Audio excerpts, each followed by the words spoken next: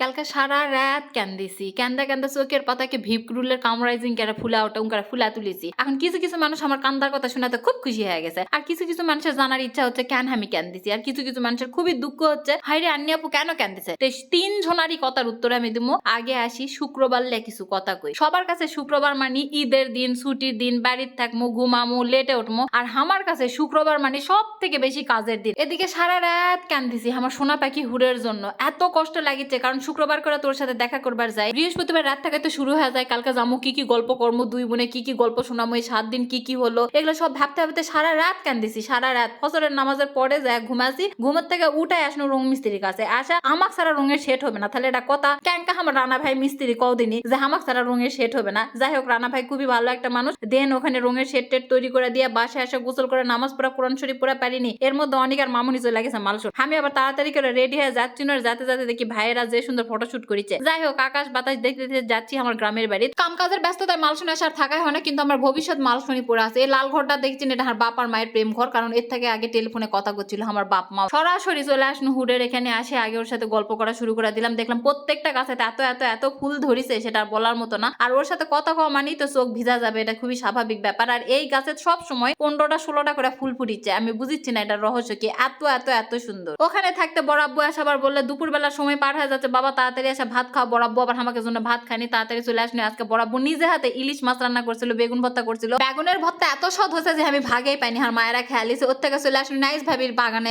আসা না বোর প্যারানো। ও মা দেখি আগে বোর ঝাড়া সবাই প্যারালিছে, বোর আর পাড়ার মতো কিছু নাই। কথাই আছে না যে বোরের গাছ থাকলে মানুষ ঝোকরাবে, তো সে হয়েছে আজকে আমাকে অবস্থা। আজকে কিং খাং মানে আমার ভাইক লাগা দিছি, ভাই তুই বোর পার। বোর টোর তো প্যান্নো কিছু না, দেখি ছাদের উপরে মায়া এত বোর লারা দিছে। আমি ননদ হয়ে তাহলে আমাকে না খিলাবে না, ওই পুরা পাড়ার মানুষ খিলাচ্ছে, আমাকে খিলাচ্ছে না। ওর থেকে চুরি করে ব্যাগের মধ্যে লিছি, লিয়ে আসতে আমার তানু আমাকে দেখে পাচ্ছে, ও ফুপু তুমি কখন আসিছিন। তানুর সাথে কথা কনু, সবার সাথে কথা কনু, এর মধ্যে ম্যাগডিবের সময় হয়ে যাচ্ছে, বাড়ি চলে আসা লাগবে। ও থুকু আমার মা আর ভাই গেল বাড়ি, ওরা মোটরসাইকেলে, তার আমি ভ্যানে চড়ে আসনু শান্তার। এর মধ্যে আমার ক্লোজ ফ্রেন্ড, আমার বোন, আমার জানে জিগর মিমের জন্য আমি অপেক্ষা করার জন্য বসে গেল। এটা আবার চিন্নি পেটে দেখা, মনে হলো একটু চিন্নি পিঠা খাই। চিন্নি পিঠা আমার এত এত এত পছন্দ, কেন আমি জানি না। আর এই আলুর পাপড় আমার এত খাওয়ার চেষ্টা আসলো, কিন্তু আমি খাবার পারিনি। 1 ঘন্টা ধরে বসে আছি মিমের জন্য অপেক্ষা। এর মধ্যে লাইভ টাইপ করেছি, তারপরে মিম আসলো, থেকে আলুর পাপড় নিনু, খেতে খেতে চলে গেল আমরা এখন মুড়ি মাখা খাওয়ার জন্য। আর মিম যে জামাটা পরে আছে সেটা আমার পেজের জামা, কেউ যদি নিতে চান অবশ্যই অর্ডার করে দিবেন। এটার সাইজ অ্যাভেলেবেল আছে, যার যে কয়টা লাগবে পেয়ে যাবেন। তবে জামাটা এত এত এত সুন্দর, পাকিস্তানি একটা কাট। এরপর আমাদের ফেভারিট মুড়ি মাখা,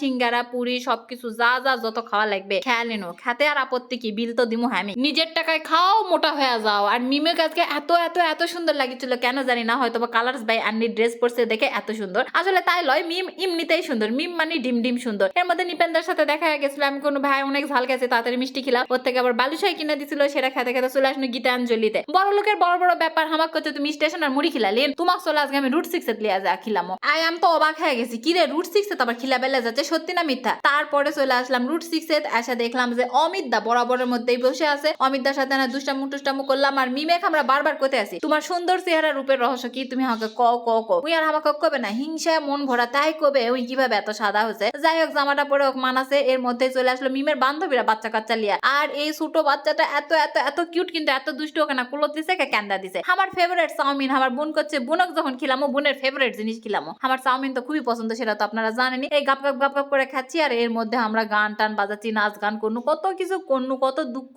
কত ভালো মন্দ সময় পার করনু, সেটা বলা শেষ করা যাবে না। খালি কি হাসি বু, হাসির পিছনে কি কান্দি না। কিছুক্ষণের জন্য আবার মিউজিক ডিরেক্টর হয়ে গেছিল, আবার মিউজিক দিচ্ছে মিমের পছন্দের পছন্দ। আর মিম ঢাকার থেকে টিস্যু লিয়ে আসছে নওগাঁ পর্যন্ত। টিস্যুর কত কত সৌভাগ্য, চিন্তা করো যে ঢাকার থেকে নওগাঁ চলে আসিছে। যাই হোক, ইনকারে আজকে আমাকে দিন শেষ হয়ে গেল, খাওয়া দাওয়া শেষ, আল্লাহ হাফেজ।